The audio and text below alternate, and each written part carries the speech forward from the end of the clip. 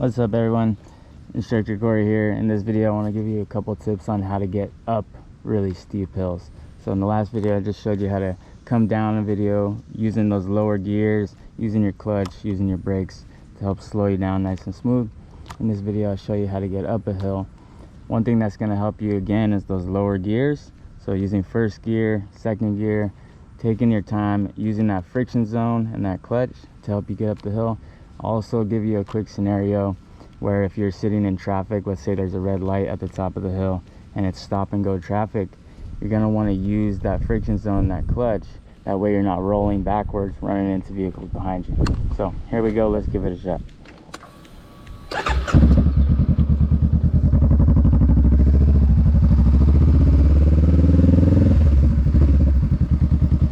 Right here we have a stop sign and then it goes right into this steep uphill street. So right now I'm at first gear.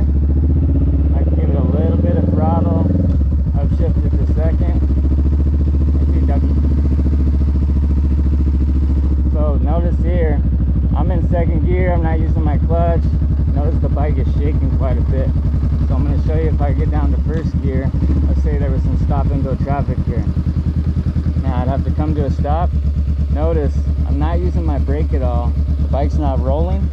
I'm using that friction zone and that clutch.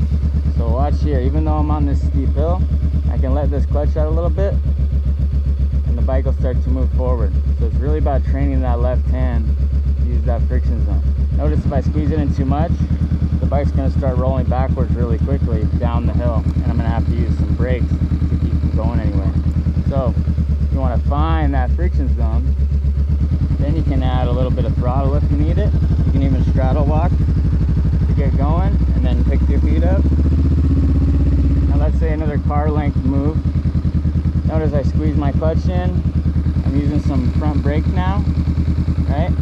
Now I can keep this brake squeezed in until I find that friction zone.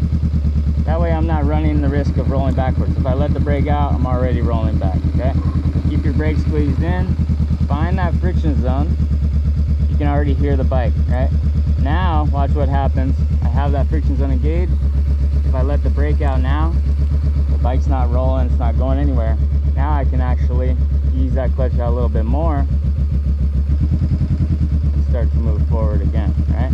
So you can use this tip to help you get all the way up the hill. Let's say there's another car here, same thing. Find that friction zone. Another car moves up, squeeze that clutch, use that brake. Find that friction zone first, then let your brake out nice and smooth. Ease that clutch into the friction zone. So you're using that coordination between your friction zone and your brake lever to keep you from rolling backwards and allow you to get going forward nice and smooth, nice and easy. So I highly recommend you go find a steep hill near your house and practice this technique. Hopefully one like this where there's no cars on the hill and you can just kind of pretend that there's vehicles in a line. Work on getting going up the hill using the friction zone, coming to a stop, easing that clutch out, going again. Hopefully this video was helpful. If it was, make sure and like, comment, subscribe, all that good stuff. Appreciate you guys. I'll see you in the next one.